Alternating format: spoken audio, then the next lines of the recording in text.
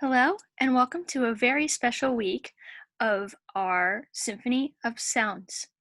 This week, Carnival of the Animals, a musical zoo, composed by Camille Saint-Saëns, verses by Ogden Nash, and narrated by me, Miss Sarah. Let's get started. Camille Saint-Saëns was racked with pains when people addressed him as Saint Saëns. He held the human race to blame because it could not pronounce his name. So he turned with metronome and fife to glorify other forms of life. Be quiet, please, for here begins his salute to feathers, furs, and fins.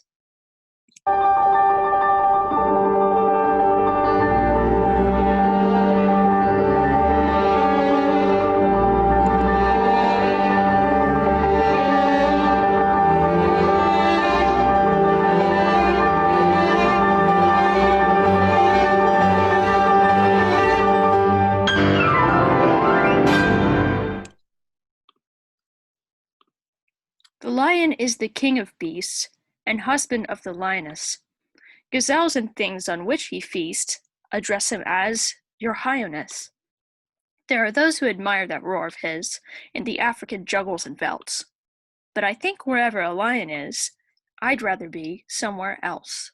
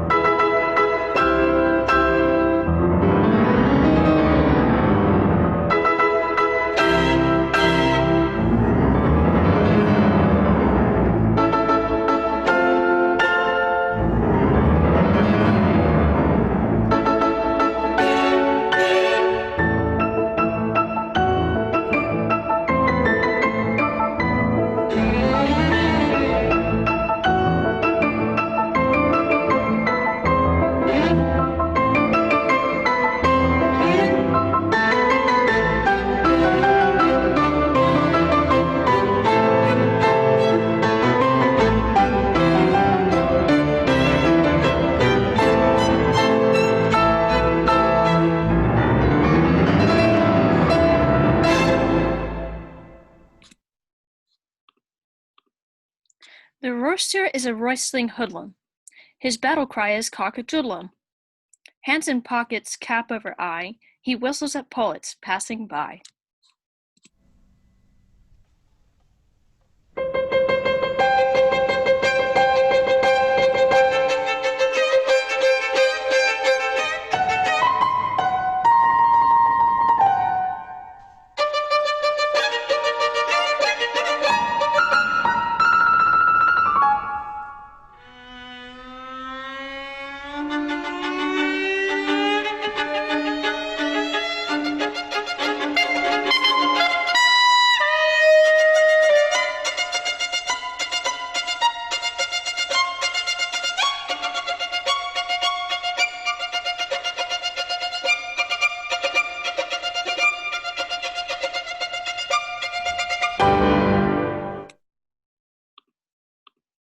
Have you ever harked to the jackass wild, which scientists call the onager?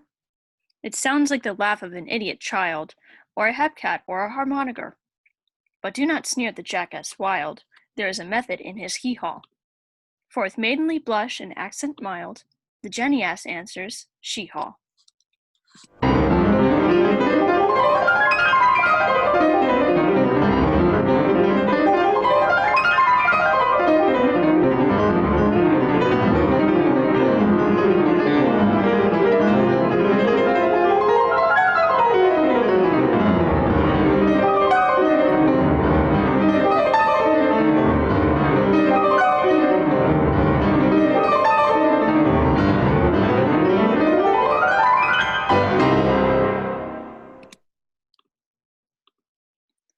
Come crown my brow with leaves of myrtle.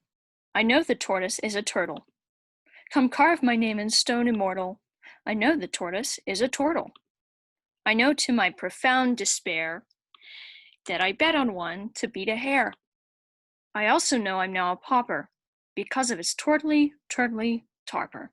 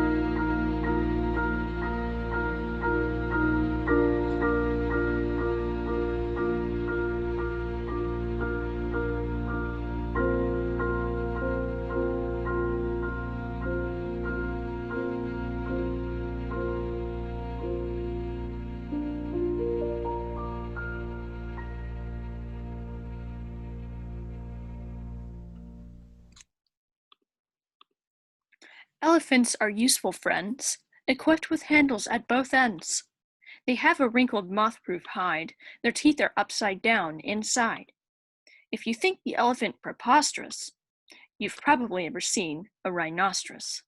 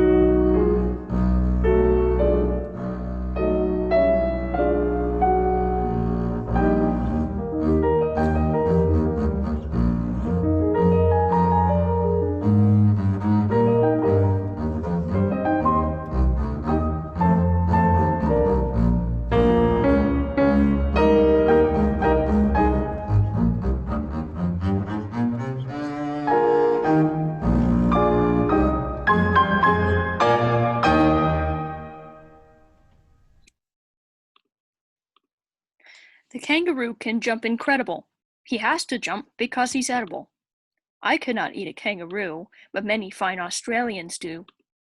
Those with cookbooks as well as boomerangs prefer him tasty kangaroo meringues.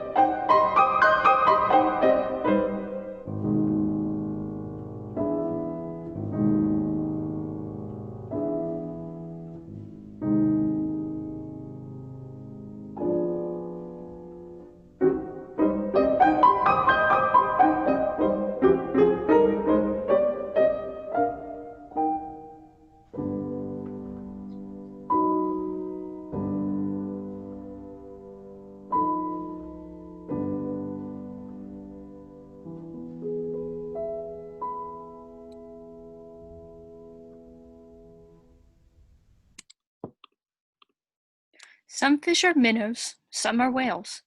People like dimples, fish like scales. Some fish are slim, and some are round.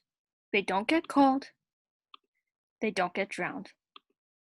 But every fishwife fears for her fish, what we call mermaids, and they call merfish.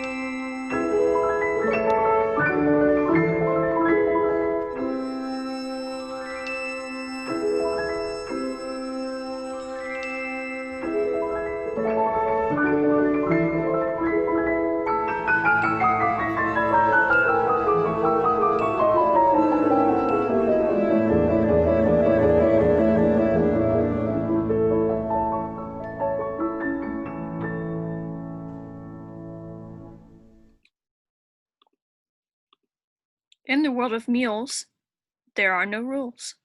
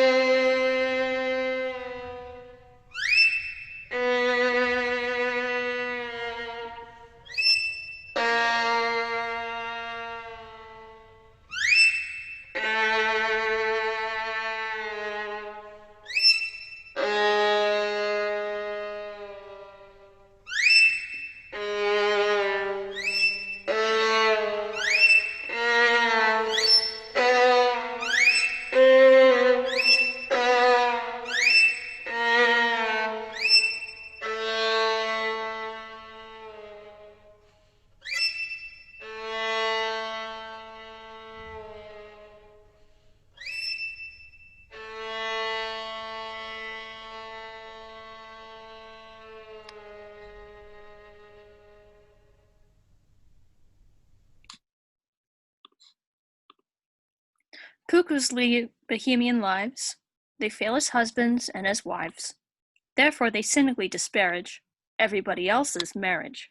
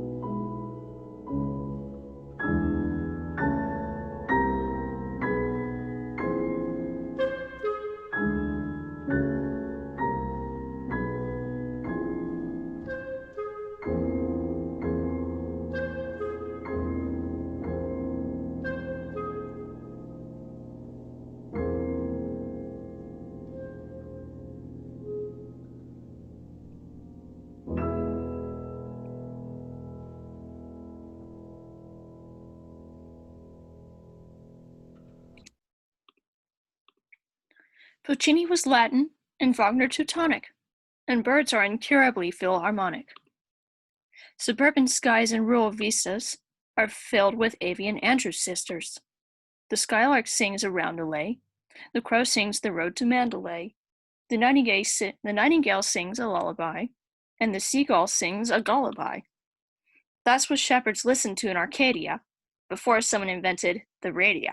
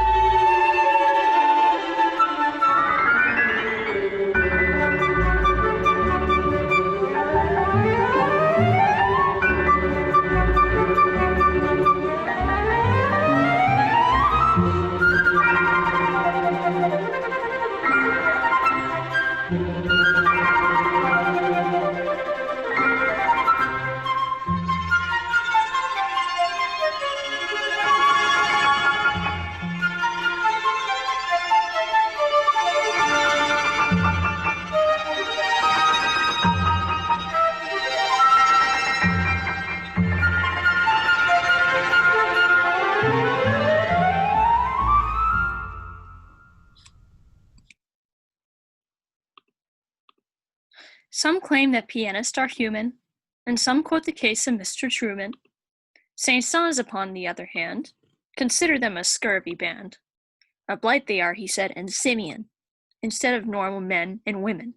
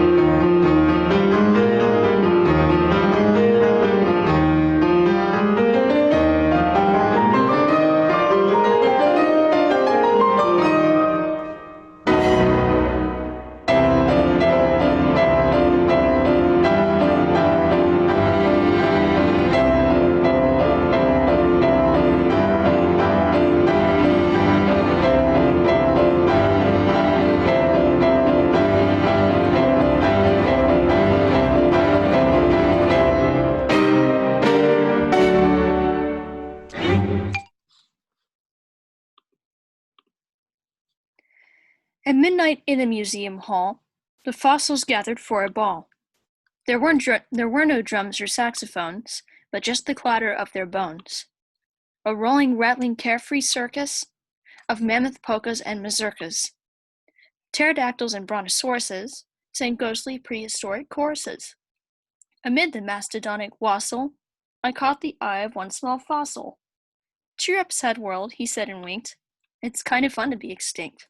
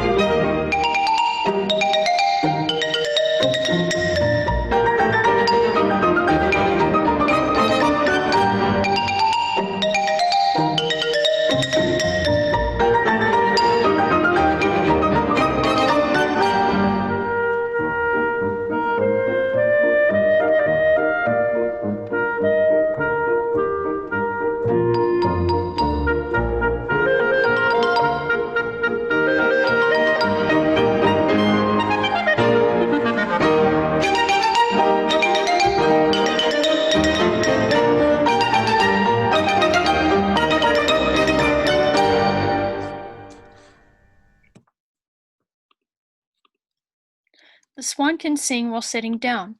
For pure conceit he takes the crown. He looks in the mirror over and over and claims to have never heard of Pavlova.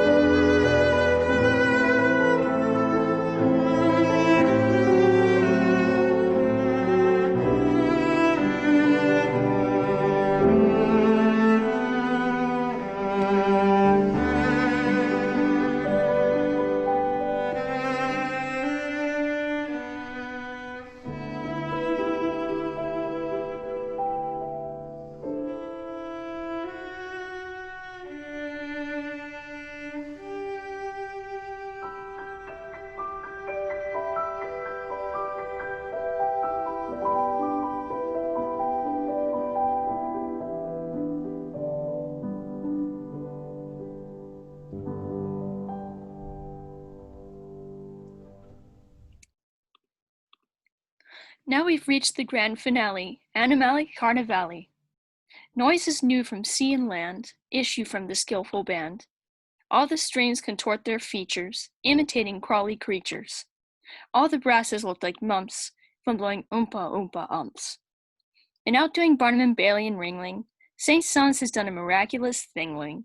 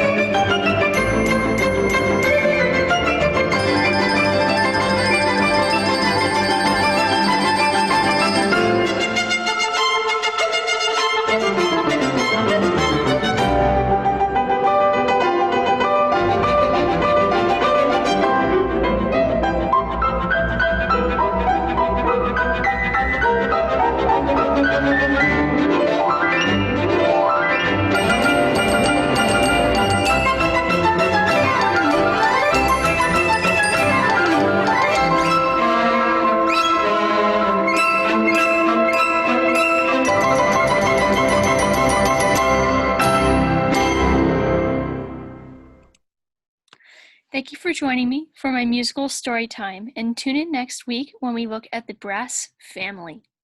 Have a great day.